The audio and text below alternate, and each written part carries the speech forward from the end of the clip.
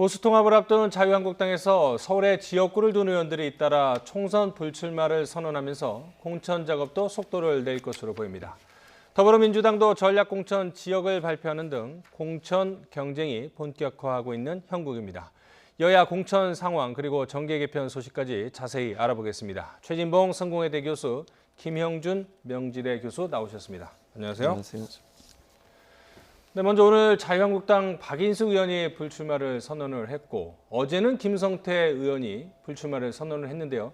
일단 보수 통합에 힘을 보태겠다 이런 명분인데요. 두 의원의 불출마 선언 어떻게 보셨습니까? 뭐 그렇게 말씀을 하셨어요. 두 분이 다 그렇게 말씀하시고 불출마 선언했는데 사실은 약간 이제 뭐 의심스러운 부분, 의심스럽다는 표현을 쓸지 모르겠지만 두 분이 사실은 면접까지 다 보셨어요. 공천을 신청해서 면접까지 보시고 나서 이런 발표를 하니까 아예 예컨대 뭐 공천 신청을 안 했다거나 면접을 보지 않고 이런 발표를 했다면 조금 진정성이나 아니면 신뢰감이 있을 텐데 왜 이분들이 그럼 면접까지 끝난 뒤에 이런 발표를 하셨을까라는 이제 의혹이 생기는 건데 혹시나 모르겠습니다만 공천 과정이나 뭐 면접 과정에서 본인들의 어떤 그 공천 가능성이 좀 낮아서 먼저 이렇게 나오신 게 아닌가. 물론 뭐 본인들은 발표하시면서는 당과 협의하거나 그런 얘기가 없었어요. 그냥 발표를 하셨기 때문에 뭐 순수성을 믿어야 된다고 보지만 일부에서는 그렇게 발표를 한 것이 결국은 이번에 공천 과정에서 이제 뭐 컷오프가 되거나 아니면 밀려날 가능성이 있어 선제적으로 이렇게 한 게 아닌가 이런 지금 얘기들이 나오고 있는 상황입니다. 그러니까 이제 공천도 신청했고 면접도 봤는데 분위기가 탈락될 것 같으니까 미리 선제적으로 불출마 선언한 거 아니냐 이런 설명이신데요. 뭐 이제 그렇게 볼 수도 있고, 뭐 이제 김성태 의원 말대로 보수 우파 분열에 대해서 본인 이제 책임이 있다라는 얘기를 했는데요. 지금 자유한국당에는 9명의 현역 의원이 서울에 있습니다. 그 중에서 먼저 김성태, 박인숙 의원 말고도 이종구 의원이라든지 김영태 의원은 자기 지역구를 다른 곳으로 옮긴다고 얘기를 했기 때문에 9명 중에서 4명이 이동이 된다는 것은 굉장히 큰 변화라고 볼 수가 있고요. 그것이 나름대로 아마 공천관리위원회에서 갖고 있는 그랜드 전략상에서 좀 운신의 폭을 좀 넓게 해주는 부분이 있을 것 같아요. 뭐 TK 지역이라든지 아니면 다른 분야 속에서 전략 공천을 하려고 하는 이런 부분들이 있는데 제가 하나 아쉬운 부분은 이겁니다. 지난 2016년도 총선에서 지역구에서요. 여성 국회의원이 26명이 당선됐습니다. 그중에서 서울하고 경기도가 전부 다 23명이나 되셨어요. 근데 이번에 아시다시피 뭐 박영선 장관, 유은혜, 김현미 장관, 추미애 장관 이 네 사람의 여성 의원이 또 빠지고 그 이번에 박인숙 또 의원도 빠지니까 전체 26명 중에서 지금 5분이 지금 불출마를 하다 보니까 19.2%가 여성 의원이 지금 빠져나가는 거예요. 전체 여성 중에서. 이거는 제가 볼 때는 굉장히 낮은 숫자는 아니다. 그러니까 오히려 여성 의원들도 많아지고 그렇게 하면서 나름대로 성평등 국회가 만들어지면 우리 지금 의회가 갖고 있는 고질적인 남성 지배적 구조를 좀 바꿔서 정치가 바뀔 수 있는 부분들이 만들어져야 되는데 오히려 여성 국회 현역 국회의원들 자꾸만 이렇게 많이 빠져나가는 이런 부분에 대해서는 좀 여성 의원들을 좀 많이 공천을 해서 좀 균형을 좀 맞췄으면 좋지 않을까 생각이 좀 드는데요. 여하튼 지금 자유한국당 입장에서 봤을 때는 서울이요. 지난 총선에서 전체 수도권이 122석인데 35석밖에 못 가져갔어요. 그러니까 나름대로 공천에서 승리하려고 한다면 지금보다도 뭐 만약 50%를 당선시키려고 한다면 61석을 가져가야 된다면 이게 과거보다 26석을 더 많이 가져야 되기 때문에 굉장히 이제 그 수도권은 여당으로서는 좀 나름대로 강세지만 야당은 워낙 약세니까 인물 교체를 통해서 뭔가 새로운 전기를 마련한다. 그런 면에서 보면 나름대로 의미는 있을 수 있다고 저는 봅니다.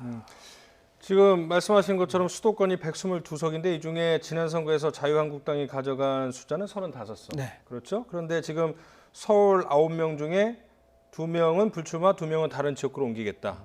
그런데 이제 김영호 공천관리위원장은 수도권 탈환 작전을 이제 선언을 했는데 결국은 지난번에 떨어진 사람이 다시 온다면 인적 쇄신도 안 되고 수도권 탈환 작전에 어떤 명분도 사라질 테니 결국 그 빈자리는 새로운 인물로 채울 가능성이 크다 이렇게 봐도 될까요? 그렇게 보는 게 맞겠죠. 아무래도 이제 그 당의 면모를 바꾸는 모습은 새로운 인물을 내세워서 당이 변하고 있다는 모습을 보여줄 수밖에 없어요. 참신한 인물을 세워야 된다고 보여지고 네. 영입한 인물들이든 아니면 아직까지 영입이 안 됐지만 또 새로운 인물을 발굴해서 전략 공천을 하든 이런 방향을 쓰겠죠. 그래서 지금 이렇게 수도권에서 두 분이 물러나셨고 불출마를 선언하셨고 나머지 분들도 어떻게 될지 모르는 상황이라고 저는 봅니다. 기본적으로. 그래서 자유한국당 입장에서도 이번 선거에서 뭐 지금 공관위원장이 계속 그렇게 얘기를 하시잖아요. 판가리 해야 된다고 얘기를 하고 있고 네. 뭐 심지어는 50% 이상 물갈이까지도 얘기하고 계시는 상황이기 때문에 네. 제가 볼 때 현역 의원들이 본인들의 변화된 모습이나 뭐 현재 현역 그 지역구에서 계속 국회의원을 하려는 생각보다는 뭔가 당을 위해 선신하거나 하는 변화된 모습을 보여주는 것을 요구하고 있기 때문에 그런 전체적인 요구를 외면할 수는 없을 거다. 만약에 그걸 거부하게 되면 다른 사람을 교체할 가능성이 충분히 있다고 보여져요. 그래서 지금 현재 제가 볼 때는 이번 총선이 그렇게 뭐 어느 한쪽이 유리하다고 판단할 수 있는 상황은 아니라고 보거든요. 그러니까 아주 치열한 경쟁이 될 텐데 이런 경쟁에 살아남기 위해서는 결국 새로운 인물로 변화를 시도하는 게 필요하고 그런 차원이라고 한다면 수도권이나 이제 수도권 지역이나 서울 지역에 새로운 인물들을 많이 공천할 가능성은 충분히 있다고 봅니다. 그러면 이번 주에는 이제 영남권 공천 네. 그 면접이 진행되는데 여기도 50% 물갈이론이 나왔지 않았습니까? 여기는 원래 어떨 것 같아요? 처음에는 영남권 특히 TK직에서 50% 물갈이를 얘기를 하지 않았었습니까? 지금 잠깐 저 그 의원 분포를 보면은 전체 새 자유한국당에는 TK 지역이 19명이 있습니다. 네. 그러니까 대구에 8명이 있고 경북에 11명이 있는데요. 지금 아주 유독 정정섭 의원만 빼놓고는 불출마 선언한 사람이 없어요. 그 말은 뭐냐면 뭐 굉장히 본인이 나름대로 경쟁력이 있다고 생각을 하고 있지만 이 부분에 대해서 김용호 공관위원장이 아마 특단의 조치를 취하지 않을까 생각을 좀 하게 됩니다. 왜냐하면 거기는 뭐 나름대로 경쟁력이 좀 떨어진다 하더라도 지금 TK 지역에는 이런 분위기가 있다고 그래요. 첫 번째는 뭐냐면 바꿔야겠다라는 분위기하고 두 번째는 당보고 찍겠다. 그리고 세 번째는 과거처럼 제발 낙하산으로 하지 말고 자기가 그동안 열심히 그 지역에서 활동한 분들을 중심으로 해서 공천을 했었으면 좋겠다라는 그런 그 요구가 많다고 합니다. 그러니까 이 부분을 아마도 잘 반영하지 않을까. PK 지역은 좀 달라요. 지금 자유한국당은 부산에 11명이 있거든요. 네. 그중에서 벌써 5명이 불출마 선언을 했습니다. 김무성 의원을 포함해서. 근데 유독 TK가 지금 전혀 그 나름대로 흔들림이 없이 그냥 계속해서 불출마가 없기 때문에 네. 이것은 여하튼 간에 공천관리위원회에서 네. 나름대로 기준을 정해서 특히 뭐 경선을 붙이는 것도 있지만 컷오프를 해서 전략 공천을 하는 그런 지역이 많이 나오지 않을까라는 생각을 좀 합니다. 그 같은 영남권이라도 이제 TK와 PK 소속 지역구 의원들의 분위기가 다르다 이런 말씀이셨고 특히 이제 TK 쪽에서 움직임이 없는데 그렇다면은 50% 물갈이 그 수치를 채우기 위해서는 현역 의원들의 대거 공천 탈락은 불가피하다 이렇게 봐야겠군요. 그렇게 봐야죠. 근데 이제 과연 그랬을 경우에 반발이 없겠냐는 거예요. 네. TK 지역 같은 경우는 현역 의원들이 만약에 본인들을 물갈이 대상으로 정해지게 되면 본인들은 거기서 싸우기 위해서 또 무소속 출마까지도 염두에 두고 살 가능성은 충분히 있다고 보여지거든요. 그러니까 지금 불출마를 안 하는 분들 같은 경우에는 강하게 출마를 시사하고 있는 부분이라고 볼 수 있는데 그렇다고 하면 TK 지역에 있는 분들 거기는 사실은 어찌 보면 공천만 되면 당선 가능성이 높은 지역이잖아요. 자유한국당 입장에서는 또 이제 통합된 보수당 입장에서는 그런 상황이라고 하면 그 지역을 포기하는 건 상당히 정치인으로서는 어려움이 있을 겁니다. 제가 볼 때. 그러면 만약에 그런데 자유한국당이나 지금은 김 교수님도 설명해 주셨지만 지역의 여론은 바꿔야 된다는 여론이 훨씬 많아요. 지금 상황에서. 그런 상황에서 그런 지역 여론을 완전히 외면했을 경우에는 또 역풍을 맞을 가능성은 충분히 있다고 저는 보여지거든요. 그렇기 때문에 당에서는 어쩔 수 없이 저는 공천 물갈이를 해야 된다고 봅니다. 다만 얼마나 반발을 무마시키면서 합리적인 방법으로 그분들이 납득할 수 있는 정도의 물갈이가 이루어질 거냐 하는 부분은 이거는 숙제인 것이죠. 네. 과연 저는 이제 그래서 TK 지역에 있는 의원분들이 선당후사를 해야 한다고 생각을 해요. 본인들은 거기서 어쨌든 의원을 하시면서 안정적으로 의원의 위치를 유지해 왔지 않습니까? 그러면 이번에는 정말 지역의 여론도 그렇고 어떤 자유한국당의 변화된 모습을 보여주기 위해서라도 양보하는 모습을 보여줘야지 끝까지 본인들이 그 자리를 유지하겠다고 하면 결국 그것이 총선 전체판에도 악영향을 미칠 가능성이 충분히 있기 때문에 저는 정말 TK 지역에 있는 의원님들이 선당후사의 마음을 갖는 것이 자유한국당이 성공할 수 있는 길이다 이렇게 봅니다. 어쨌든 이번 주에 영남권 공천 면접이 진행되기 때문에 당연히 홍준표 전 대표와 김태호 전 지사도 그 대상자일 텐데 그렇습니다. 특히 홍준표 전 대표는 지역구에 출마했다가 공천관리위원회의 요청에 따라서 수도권 대신에 양산을을 택하지 않았습니까? 그렇습니다. 근데 이거는 사실은 공천관리위원회에서 원했던 답은 아니거든요. 그럼에도 불구하고 이제 고향을 안 나오게 했다는 의미에서 보면 이제 절반은 이제 나름대로 이제 승리한 거라고 볼 수도 있는데요. 네. 여하튼 간에 국민들은 선거에서 가장 관심 있게 보는 게 어느 곳이 빅매치냐라는 거에 대해서 관심이 많습니다. 그러니까 예를 들어서 지금 종로에 뭐 두 전직 총리가 지금 격돌하니까 황교안 대표하고 이낙연 전 총리가 그다음에 자연스럽게 양산 같은 경우는 문재인 대통령 좀 생각이 있는 쪽이고 그리고 김두관 의원도 참 나름대로 자기 결심을 한 거잖아요. 김포가 지역구인데 그 지역구를 버리고 양산으로 간 부분이라고 한다면 자연스럽게 빅매치가 이루어질 수 있는 여건이 형성된다고 한다면 물론 처음에 홍준표 전 대표를 착출을 해서 서울에 험지에 나누겠다고 하지만 경쟁력에서 봤을 때 서울은 다른 그래도 분들이 좀 있어요. 예를 들어서 뭐 나경원 의원이라든지 뭐 오세훈 의원이라든지 뭐 황교안 대표라든지 나름대로 이제 어느 정도는 한강 벨트가 만들어졌다고 본다고 한다면 자연스럽게 이 부분 속에서 양산에서의 빅매치가 이루어질 수밖에 없지 않느냐라는 그런 부분 좀 있지만 문제는 뭐냐면 지금 양산에서 열심히 지역구 관리하셨던 분들이 있잖아요. 이런 분들을 어떻게 이제 무모할 거냐라는 숙제가 남아 있습니다. 예를 들어서 그분들이 만약에 공천에서 탈락할 경우에 무소속으로 나가는 경우에는 이거는 분열이 또 되기 때문에 엄청난 나름대로의 그 통합보다는 오히려 기대했었던 효과가 나오지 않는다. 이 부분을 어떻게 이제 해결할 것이냐라는 숙제를 안고 있지만 큰 흐름에서 보면은 빅매치가 될 가능성이 굉장히 저는 높다고 보는데 문제는 이제 황교안 대표가 그거는 개인이 결정할 문제가 아니다라고 또 못을 박았기 때문에 아직까지도 꼭 뭐 홍준표 전 대표가 양산에 나간다라고 결정짓기는 어려울 거라고 보는데요. 아마도 그 지역의 최종적인 그 결정은 좀 굉장히 늦게 나오지 않을까라는 생각을 좀 왜냐하면 그것대로 후폭풍이 많이 일 수가 있기 때문에 그런 거 조금스럽게 그 전망해 봅니다. 네.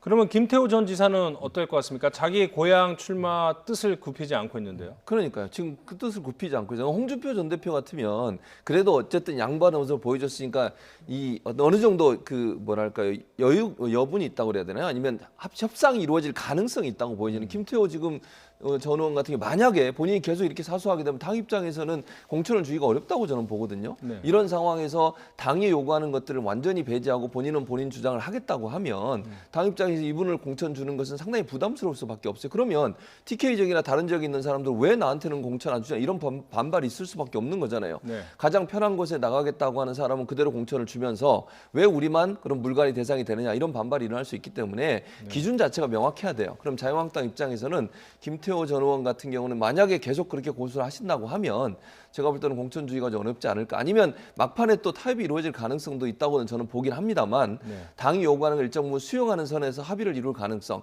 그 가능성 아직도 살아있다고 저는 봐요. 그러니까 면접 과정에서 어떤 결과가 나올지는 지켜봐야 되겠지만 김태호 전 의원 같은 경우도 그냥 계속 본인의 주장만 하기에는 지금 상황이 그렇게 녹록치 않다. 그렇죠. 이렇게 보여집니다. 자, 이번엔 다른 소식인데요. 더불어민주당에 대한 비판 칼럼을 쓴 임미리 고려대 연구 교수를 고발한 민주당이 엄청난 여론 역풍에 휘달렸습니다. 그래서 고발을 취하를 했습니다만 그 후폭풍 계속되고 있습니다. 화면 먼저 보시겠습니다. 안철수 교수의 자문교수단의 실행위원입니다. 그래서 그때 당시에 저희들은 이것이 분명히 정치적 목적이 있다 이렇게 판단했던 것이고 고발 사실이 알려진 이후에도 사과가 아닌 변명으로 일관했고 고발자인 당대표는 여전히 침묵하고 있으며 심지어 대표님을 몰랐다는 눈물겨운 충성심까지 등장했습니다. 네, 처음에는 뭐 이해찬 대표가 주도했다 그러더니 또 나중에는 모르고 뭐 대변인실 공보실에서 했다 뭐 이렇게 얘기가 계속 나오고 있습니다만 어쨌든 간에 그 자신들에 대한 비판 어떤 부분에서 문제를 삼았는지 충분히 이해는 됩니다만 집권 여당으로서 좀 적절한 조치가 아니었던 것은 좀 분명해 보입니다. 악재죠. 네. 그러니까 지금 우리 유권자들은 크게 세 가지 면에서는 아주 굉장히 그 좀 나름대로 심판을 합니다. 제일 첫 번째는 뭐냐면 권력이 공천에 개입하는 것에 대해서는 용납하지 않습니다. 네. 그러니까 지난 2016년도 박근혜 대통령이 공천에 개입하지 않았습니까? 그렇죠. 그때 거기에 대해서 국민들이 심판을 했고요. 두 번째는 오만함에 대해서는 굉장히 국민들이 심판을 합니다. 저는 이거는 오만함의 하나의 전형적인 부분이라고 봐요. 당명이 더불어민주당이지 않습니까? 그러면 민주의 가치, 특히 표현의 자유 이런 부분은 목에 칼이 들어와도 지켜야겠다는 모습을 보여줘야에도 불구하고 이렇게 비판 칼럼을 썼다고 해서 고발을 한다? 근데 하나 이제 굉장히 조금도 아직도 풀리지 않는 그 네. 숙제는 뭐냐면요. 지금 당대표도 몰랐다고 하면 도대체 누가 이 부분을 주도했는지라는 부분하고요. 또는 이게 결국은 어떤 과정을 거쳐서 갔다고 한다면 그걸 아무도 거르지 못했다는 것을 과연 어떻게 받아들일까? 저렇게 이 중요한 것을 걸러내지 못하는 정당이 과연 책임을 지고 국정을 끌고 갈 수 있을까? 그게 더 아픈 부분인 거예요. 제가 볼 때는. 마지막으로 뭐냐면 국민들은 또 굉장히 나쁘게 보는 건 뭐냐. 잘못했을 때는 잘못해서 빨리 사과를 해야 돼요. 그런데 사과를 하는 것이 아니라 지금도 조금 전에 우리 이해식 대변인이 얘기를 했지만은 다른 이유를 댔잖아요. 예를 들어서 뭐 안철수 전 의원이 있는 싱크탱크에서 이랬던 부분이 있기 때문에 그렇다라고 하니까 이건 사과가 아니고 그냥 마지못해서 그냥 고발 취했다는 부분을 주니까 이게 국민들로 봐서는 좀 당당하지도 못하고 그 진정성 있게 잘못됐다고 판단한다고 하면은 누구 책임 여부를 넣어놔서서 두 가지를 해야 됩니다. 당대표가 사과하고 두 번째는 그 부분에 대해서 문제를 일으킨 사람에 대해서 책임을 지고 사퇴를 시켜야죠. 그래야지 이 문제가 해결되지. 그렇지 않고 계속해서 뭐 지금 예를 들어서 더불어민주당 지지층이 선관위에 고발한다. 이거는 오히려 더 악재를 더 키우는 부분이다라는 말씀을 좀 드리고 싶습니다. 네. 그러니까 사실은 고발한 것 자체도 문제였지만 그 이후에 논란이 된 이후에 고발을 취하한 다음에 보였던 민주당의 태도도 문제라는 지적인데 사실 사과답지 않은 사과를 했다 뭐 이런 데 비판은 계속 나오고 있어요. 그렇죠. 이제 그걸 뭔가 명확하게 이거 우리 고발한 건 잘못됐어요. 그러니까 검찰에 고발한 것 자체가 저는 문제라고 보는데 차라리 그냥 문제라고 예를 들면 이런 칼럼에 대해서 자유한국당이 만약에 반대로 이런 칼럼을 받아도 반드시 뭔가는 취했을 거예요, 조치를. 근데 그 조치라고 하는 것이 예컨대 지금 언론중재위원회에서 지난번에 이제 선거기사심의위원회에서 이제 8조의 위반이라고 밝혔잖아요, 공고를. 그러면 처음부터 언론중재위원회 얘기를 했어야 돼요. 그러면 언론중재위원회에서 어떻게 생각하는지 판단해 주세요라든지 아니면 선관위에 이런 칼럼에 대해서 어떻게 판단할 수 있습니까라고 판단을 요청하든지 그랬으면 이렇게 큰 문제가 되지 않을 거라고 저는 봅니다. 그런데 검찰 고발이라는 칼을 꺼내든 게 문제예요. 그게 이제 잘못된 거니까 이 부분은 명확하게 사과를 해야죠. 검찰 고발까지 한 건 분명히 잘못됐다. 다만 이런 글에 대해서 특정 정당에 대해서 이렇게 빼고라는 말을 쓴 거를 선관위나 아니면 언론중재위원회에 판단을 요청해서 거기서 판단 나오면 그걸 가지고 얘기할 수 있는 거잖아요. 그런 방식으로 접근했으면 이렇게 문제가 커지지 않았을 거를 검찰 고발이라는 강수를 드니까 결국은 이게 이제 언론 탄압이라는 프레임에 갇히게 된 거라고 저는 보거든요. 그래서 이거는 이 부분은 사과를 해야죠. 그러니까 검찰 고발한 거는 이건 사과를 해야 돼요. 다만 아까 말씀드린 것처럼 언론중재위원회에서는 어쨌든 공고라도 이게 문제가 있다고 판단을 했으니 그런 쪽으로 접근해서 얘기를 해야 된다. 그러니까 예를 들면 뭐 민주당 빼고라는 칼럼을 쓰게 했으면 그 다음 날이든 뭐 어쨌든 공정하게 다른 비슷한 형태의 다른 칼럼도 같이 게재를 해주든지 이런 방식으로 해서 해결될 수 있도록 해야 된다고 저는 보거든요. 그게 그 신문사가 어쨌든 한쪽만 보도하지 말고 양쪽을 다 보도해 달라든지 뭐 이런 식으로 접근했으면 그렇게 문제가 되지 않을 거라고 저는 봐요. 그런데 접근 방식 자체가 잘못됐기 때문에 이 검찰 고발 문제만은 반드시 얘기하고 두 번째 아까 말씀하신 것처럼 안철수 대표 관련된 전 대표 관련된 말을 한 것도 그것도 할 필요가 없는 거예요, 사실은. 이분이 예전에 뭐 어느 전력이 있었던 그건 뭐 별 의미가 없는 거잖아요, 사실은.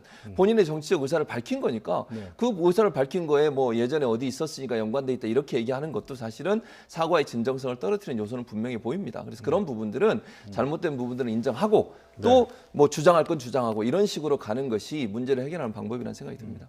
그러니까 사실은 이제 문제 해결 방법이 잘못됐기 때문에 여전히 SNS에서는 민주당을 비판하거나 민주당만 빼고라는 임미리 교수가 쓴 칼럼의 제목을 동원을 해서 반발하는 여론이 크지 않습니까? 그러니까 사실은 초반에 대응을 제대로만 했더라도 괜찮았을 텐데 악재를 스스로 이제 키우고 있거든요. 그렇습니다. 선거에서 이제 프레임의 전쟁이라는 말을 많이 써요. 이제 프레임이라는 것은 특정한 언어를 가지고 사람들의 사고 체제를 규정하는 건데요. 리드코프라는 학자가 코끼리는 생각하지 말라는 책에서 처음 얘기를 했는데 그 코끼리를 계속 얘기를 하면은 코끼리 생각이 나는 거예요. 그러니까 자꾸만 민주당만 빼고를 다른 것이 아니고 민주당에서 계속 제기를 하면 오히려 그 선거에서는 악재가 되는 부분들도 있고요. 조금 전에 최 교수님 말씀하신 부분 중에서 언론중재위원회에서 공직선거법 8조를 위반했다라고 얘기를 하는데 이것도 잘못된 겁니다. 제가 볼 때는 언론중재위원회는 공직선거법 위반을 심사할 수 있는 대상이 아니에요. 공직선거법 위반 혐의는 오직 중앙선거관리위원회에서 할 수 있는 부분이고요.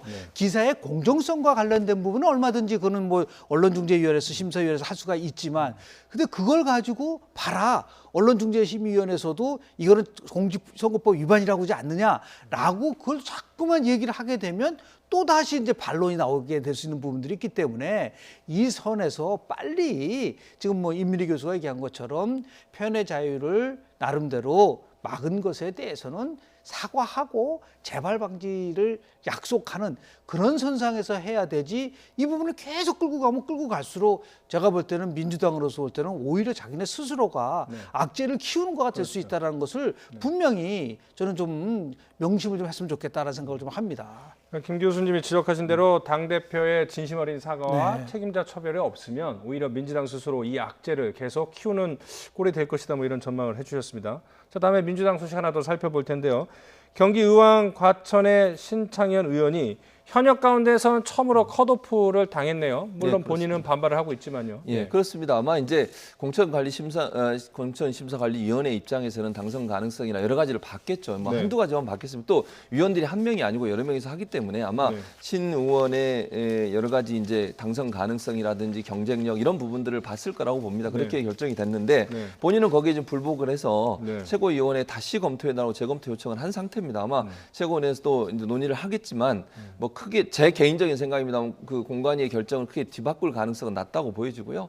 다만 저는 이제 이런 일이 있고 나서 또 이제 신 의원이 만약에 최고위의 결정이 그렇게 나왔는데도 반발을 하시거나 이렇게 돼서 뭐 무소속으로 나가거나 이렇게 되면 그건 당연히 또 악재로 뭐 발전될 가능성이 있거든요. 그래서 저는 아까 뭐 자유한국당 얘기도 했습니다만 민주당도 마찬가지라는 생각이 들어요. 공관위에서 여러 가지 결정 누구든 자기 입장에서 보면 자기가 경쟁력이 제일 높다고 생각하시겠죠. 그러나 공관위에서 여러 가지를 검토하지 않겠습니까? 그래서 불법적인 요소가 없다고 하면 공정하게 이루어지고 있다고 하는 것이 전제된다고 하면 가능한 한 수용하시는 것이 선당 후사의 모습을 보여주는 것이 민주당이 총선판에서 이길 수 있는 그런 어떤 길이 된다고 저는 봐요. 그래서 이 문제가 더 이상 공천 갈등의 문제로 번지지 않기를 바라고 개인적으로 또 이런 일들이 제가 볼 때는 신 의원뿐만 아니라 앞으로도 계속 있지 않겠습니까? 그런 상황에서 누군가 한 사람의 이런 문제들이 계속 일파만파 번져가지고 다른 사람한테 영향을 미치는 요소까지 가지 않도록 공관위가 정말 공정하고 객관적으로 하고 그리고 납득할 수 있는 설명을 반드시 해주는 게 필요하지 않겠나는 생각이 듭니다. 네, 알겠습니다. 자, 그런가 하면 이제 당내에서 소신파로 분류되고 있는 두 초선 의원이죠. 금태섭, 조응천 의원 지역구는 추가 공모 또는 3자 경선을 결정을 했습니다. 자, 어떻게 보십니까? 사실 이제 세 가지 유형이 있어요. 하나는 단수 공천을 하는 지역이 있고요. 경선하는 지역이 있고 전략 공천을 하는 지역이 있습니다. 지금 이제 그 민주당 같은 경우는 61곳에서 경선을 하겠다는 거가 있고요. 23곳은 이제 전략 공천을 하겠다는 거로 돼 있는데요. 그 중에서도 굉장히 관심이 있었던 부분이 실은 금태섭 의원 지역구에 있었어요. 왜냐하면 지난 공수처법이라든지 여러 가지 과정 속에서 쓴소리도 하고 하는 바람에 일종의 그 자객 공천을 하는 게 아니냐라는 그런 게 지배적이었다가 정몽주 전 의원이 이제 부적격으로 이제 빠져나가면서 일종의 이제 단수 공천화 돼 버리니까 이 부분 속에서 뭔가 좀 더 나름대로 경선을 하고 추가 공모를 해야겠다는 거를 의지를 표현했다는 것은 금태섭 의원에 대해서 지도부가 갖고 있는 나름대로의 그런 생각이 좀 조금 반영된 게 아닌가 좀 생각이 좀 듭니다. 그런데 오히려 여기서 만약에 금태섭 의원이 만약에요 공천에서 배제된다라고 한다고 하면은 그 부분도 굉장히 나름대로 민주당으로서는 악재가 될 수도 있어요. 왜냐하면 쓴소리 하는 사람을 결국은 공천 주지 않는다라고 하면 또 민주적이냐라는 부분 속에서 그 공격을 받을 수 있는 소지도 있기 때문에 네. 민주당으로서는 좀 고민이 굉장히 커질 거라고 좀 봅니다. 그러나 분명한 것은 여튼 경쟁을 통해서 좋은 후보를 뽑겠다라고 하는 그러한 나름대로의 기준을 가지고 움직이는 거라고 보니까 네. 뭐 그건 뭐 저희가 여기서 왈가불가 할 수는 없다고 보는데 하여튼 분명한 것은 조홍천 의원이나 아니면은 금태섭 의원이 그동안 지도부와 갈등 관계에 있었던 거는 분명했고 그것이 이제 어떻게 나올 것이냐에 대한 데에 대해서도 아마 좀 관심 있게 보고 갈등의 씨앗은 될 수 있다라는 말씀을 좀 드리고 싶습니다. 혹시 그럴 가능성은 없을까요? 이 민주당 지지자들의 마음을 또 달래줄 필요도 있기 때문에 쉽게 주지는 않되 예, 뭐 그런 의도로 조금 하는 건 아닐까 이런 생각도 드는데. 그러니까 그런 모든 어떤 그 뭐랄까 비판 양쪽으로부터 민주당 지지자든 아니면 민주당 지지 안 하시는 분들이든 이런 문제가 논란이 될 수 있잖아요. 공천을 만약에 받든 안 받든 그러면 어떻게 해야 돼? 그냥 공정하게 하는 거예요. 그 방법밖에 저는 방법이 없다고 생각합니다. 그러니까 만약에 지금 앵커가 지적하신 것처럼 민주당 지지자들의 반발을 좀 무마하기 위해서 어느 정도 경선한 모양새만 보여주고 그냥 또 한다. 그것도 사실은 또 논란이 될 수 있다고 저는 보거든요. 그러니까 만약에 이게 정말 논란이 된다고 하면 공정하게 모든 심사 과정을 공개하고 투명하게 공개해서 누구도 여기에 대해서 이론이 없도록 만들어준다고 생각을 해요. 네. 그러니까 공천관리위원회에서 정말 어떤 선입견도 갖지 말고 이분이 뭐 예전에 당에 반대하는 입장을 표명했다는 그게 중요한 문제는 아니라고 저는 보거든요. 그리고 지금까지 당 뭐 대표가 대놓고 이런 지금 김태현 의원에서 그런 얘기 한 적은 없어요. 당내 일부 이제 당원들이나 이런 분들이 조금 반발하신 부분이 있는 건 분명해 보이지만 당이 공식 입장을 밝힌 적은 없기 때문에 그런 부분에서는 불이익을 줬을 때는 여러 가지 역풍을 맞을 수 있는 가능성도 있어요. 그래서 저는 그 모든 것은 백지 상태에서 가야 된다. 정말 누가 경쟁자가 될지 모르지만 경쟁의 과정에서 뭐 예를 들면 여론조사든 아니면 뭐 평판이든 여러 가지 부분들을 고려해서 공정하게 하는 것이 최우선이다. 그렇지 않으면 여긴 또 논란이 될 수밖에 없어요. 그리고 만약 필요하다면 공정하게 한 모든 것을 투명하게 밝힐 필요도 있다. 그래서 국민들이 납득할 수 있을 정도의 결과를 내놔야 된다고 저는 봅니다.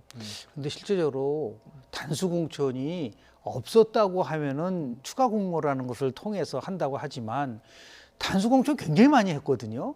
그 단수 공천이라는 거는 그만큼 이제 누가 보더라도 경쟁자가 없기 때문에 예를 들어서 정봉주 전 의원하고 금태섭 의원하고가 경쟁을 한다라고 하면은 그건 뭐 그 지금 우리 최 교수님 말씀하신 것처럼 공정 경쟁을 할 수 있지만 한 사람이 부적격으로 빠졌다고 한다면은 저는 그 사람을 단수 공천을 해야 되는 게 오히려 맞는 것처럼 보이는데 이걸 추가 공모를 하다 보니까 오해를 살 수 있는 부분들도 저는 충분히 있을 수 있어서 왜 그랬을까라고 하는 그 부분 속에서 또 뭐냐면 이제 경선을 하게 되면은 지금 더불어민주당은요 권리당은 50%와 일반 국민 50%로 돼 있는데 권리당은 50%가 굉장히 나름대로 당에 대한 충성심이 강한 그 당원들이에요. 그러니까 이제 금태섭 의원의 행위에 대해서 또 비판의 여지가 있다라는 것을 나름대로 감안해서 추가 공모를 했다고 이해를 하지만 제가 볼 때는 왜 그랬을까라는 데 대해서 조금 그 당에서 나름대로는 뭐 고민을 했겠지만은 또 다른 또 불씨가 될 수 있는 여지도 있다라는 말씀을 좀 드리고 싶습니다. 그렇죠. 뭐 어떤 결과가 나오느냐에 따라서는 또 총선이 임박한 가운데 좀 논란이 커질 그렇습니다. 수도 네. 있기 때문에 어쨌든 여당 입장에서는 좀 고민이 될 것 같습니다. 자, 그런데 지금 최근에 여론조사를 보니까요. 정부 심판론이 야당 심판론을 처음으로 앞섰다 뭐 이런 결과가 나왔더군요. 지금 이제 그래픽으로 보시는데요. 어떤 의미일까요? 그러니까 이게 이제 물론 오차범위 냅니다. 오차범위 내다 하더라도 그 전의 결과하고 너무 많은 차이가 나잖아요. 그만큼 현재 여러 가지 이제 그 정치적 상황이라든지 특히 이제 제가 볼 때는 그 법무부와 검찰의 갈등 문제 이런 문제가 영향을 미쳤다고 보여져요. 지금까지 다른 이슈가 없는 상황에서 그렇다고 하면 이거는 여당이 조금 긴장해야 한다고 저는 봅니다. 지금의 상황을 너무 안이하게 보면 안 되고 그래서 이낙연 전 총리가 그런 얘기 했잖아요. 선거에서는 겸손하고 낮아져야 된다. 한없이 겸손하고 낮아지는 모습이 저는 필요하다고 봅니다. 여당이 만약에 그런 자세가 아니라고 하면 역풍을 맞을 가능성은 충분히 있다고 저는 생각해요. 그래서 지금 상황에서는 최대한 낮아지고 겸손해져서 국민을 섬기는 모습 보여줘야 된다. 그리고 이제부터는 누가 실수를 적게 하는 문제라고 저는 봐요. 자유한국당이든 더불어민주당이든 실수를 많이 할수록 표가 빠지는 거거든요. 네. 그래서 최대한 실수를 적게 하면서 국민의 마음을 얻을 수 있도록 낮은 자세로 접근하는 게 필요하다고 보고 절대 교만하면 안 돼요. 이번 선거에서 어느 쪽이 유리하다. 저는 아까도 말씀드렸지만 그렇게 볼 수 있는 상황이 아니라고 보여지거든요. 지금의 이런 여론조사, 물론 이것 하나의 여론조사이긴 하지만 이런 여론조사의 결과도 지금의 상황에서 어떤 어떤 그 역할이나 어떤 행동을 하는 것이 중요한 부분을 볼 수 있는 기회라고 보기 때문에 네. 저는 여당이 좀 더 겸손하고 좀 더 낮아져서 국민을 섬기는 자세 네. 그리고 절대 여당으로서 프리미엄 이런 거 생각하지 마시고 야당 때 했던 마음으로 총선에 임해야 된다 이렇게 봅니다. 그러니까 이제 총선이 다가오면 사실은 말씀하신 것처럼 이제 잘하는 거를 부각시키는 것보다 이제 실수를 줄이고 악재를 없애는 게 중요한데 지금 이제 악재가 계속 나오고 있는 상황 아니겠습니까? 그런 가운데 또 임미리 교수뿐만 아니라 진중권 전 동양대 교수처럼 이른바 진보 논객들이 등을 돌리거나 네. 강한 비판을 하는 것들이 더 충격파가 좀 크지 않을까 이런 근데 생각이 들어요. 시점이 참 재밌어요. 제가 시점을 보는 이유는 1월 2주 때는 12%포인트로 정부 지원율이 높았잖아요.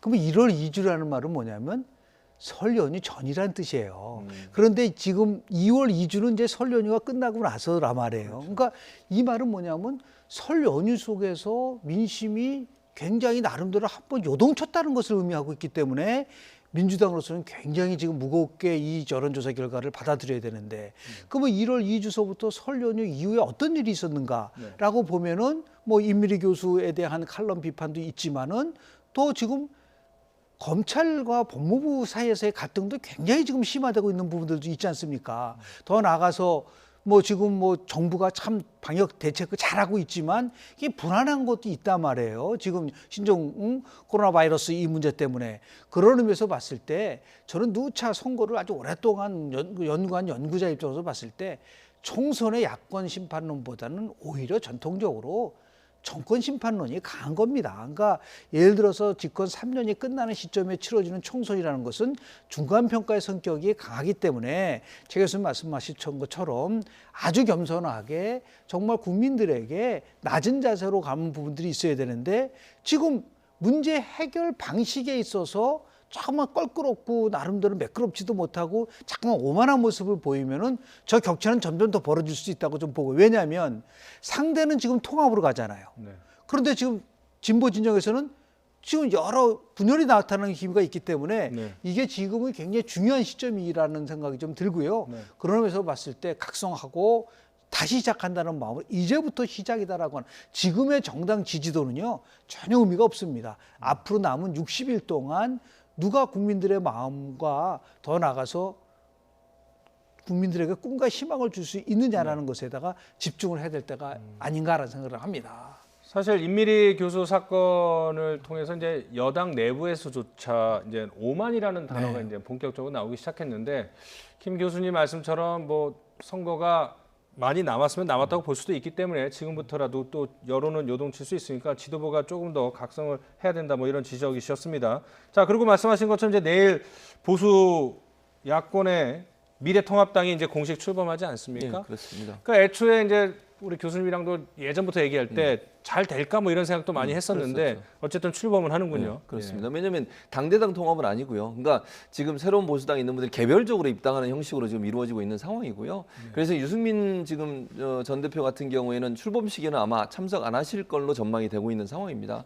그래서 지금 상황에서는 이제 보수 대통합이 이루어졌는데 어쨌든 그 모양 자체는 사실 큰 통합은 아니라고 봐요. 왜냐하면 예전에 그 탄핵 정국에 나가셨던 분들이 결국 돌아와서 다시 당을 꾸리는 모습입니다. 그래서 통합 자체의 의미는 제가 볼 때는 어느 정도 축소될 수 있다고 봐요. 다만 이걸 넘어서는 방법은 뭐냐? 새로운 인물이거든요. 저는 그렇게 봐요. 지금 최고위원회 구성도 사실은 12명 중에 10분이 예전에 이제 새누리당 그 했을 때 그분들 자유한국당 그 전의 모습 그 모습이거든요. 그러니까 이분들을 가지고서 새로운 모습이라고 얘기할 수는 없어요. 그러면 공천에서 과연 얼마나 새로운 인물이 나오느냐가 저는 키가 될 거라고 봐요. 이게 성공하려면 통합의 의미가 성공적으로 이루어지려면 새로운 인물이 많이 나와야 된다. 그런 점에서는 지금 공천관리위원장이 50% 불가리라는 TK 지역에 이런 모습이 실현이 돼야 돼요. 거기에 반발도 없어야 되고 그런 모습이 보여질 때 통합의 진정한 의미가 있는 것이지 지금 자체 통합 자체로만 보면 그렇게 저는 크게 다른 모습이라고 보이질 않거든요. 네. 그래서 공천 과정에서 얼마나 새로운 모습을 보여주냐가 통합 효과를 극대화시킬 수 있는 요소가 될 거다. 그렇게 봅니다. 그러니까 이제 새로운 인물이 없고 탄핵 사태 때 이제 각자의 살 길을 찾아서 떠났던 사람들이 다시 모이기 때문에 이제 도로 새누리당이다라는 비판도 있고, 그러니까 한마디로 이제 감동이 없다 뭐 이런 얘기도 하셨지만 사실은 통합 자체가 또 갖고 있는 응징력도 그럼요. 있을 것 같아요. 2012년에 당시에 기억나시잖아요. 그 박근혜 비대위원장이 한나라당을 새누리당으로 바꿨어요. 당명을 바꿨습니다. 그때 얼마나 논란이 많았죠. 저 당명이 저게 뭐냐 막 비판도 있었고 색깔을 벼랑과 파란 색깔에서 빨간 색깔로 바꿨어요. 그런데 우리 국민들은 그렇게 바꾼 것도 개혁으로 보는 거예요. 근데 하물며 쪼개져 있었던 정당들이 신설 합당으로 들어온다고 한다면 아 뭔가 변하는구나라는 생각을 갖게 해주는 거는 충분한 이미지. 최근에의 그 선거는요 이미지 선거가 많습니다. 그러니까 아 여긴 통합이 되는구나라는 것도 나름대로 큰 장점이 될 수 있는 것도 하나 흥미로운 것은 새 보수당이 만약에 김용호 공천관리위원장에 대해서 비토를 한다든지 다른 사람으로 바꾸든지 하면 굉장히 나름대로 이게 무슨 통합이냐고 할 텐데 네. 그 부분에 대해서 김용호 공천관리위원장한테 전권을 주는 것에 대해서 인정을 했잖아요. 네. 그러니까 통합 공천관리위원장이고 그리고 김용호 의장께 저 공천관리위원장이 하여튼 지분 리스크를 최소화하겠다고 그러고 개혁을 한다는 의미에서 물갈이를 한다고 하기 때문에 이것은 뭐 단순하게 뭐 과거에 있었던 것이 합치는 게 아니야라고 하는 것보다도 네. 이제부터는 과거에는 인려 다야 구도로서 굉장히 여권한테 유리한 총선 환경이 만들어졌다면 이제는 진보 대 보수가 강하게 정말 경쟁할 수 있는 한 치 앞도 내다볼 수 없는 박빙의 승부 구도가 이루어졌다는 점에서 나름대로 선거 60일을 남겨놓고 의미 있는 변화가 좀 이루어지고 있다. 물론 어떤 좋은 인물을 선택을 해서 국민들에게 심판받는 거는 그건 제가 볼 때는 그건 변수가 아니라 상수예요. 그리고 이제 그나마 그래도 이렇게 나름대로 균형을 가지고서 치열하게 정책 경쟁을 한다는 그런 토대를 만든다는 점에서 네. 한번 관심을 가지고 좀 지켜볼 필요가 있지 않나 생각을 합니다. 네, 알겠습니다. 지금까지 김영준 명지대 교수, 최진봉 성공회대 교수 두 분과 함께 전국 상황 짚어봤습니다. 오늘 말씀 고맙습니다. 네.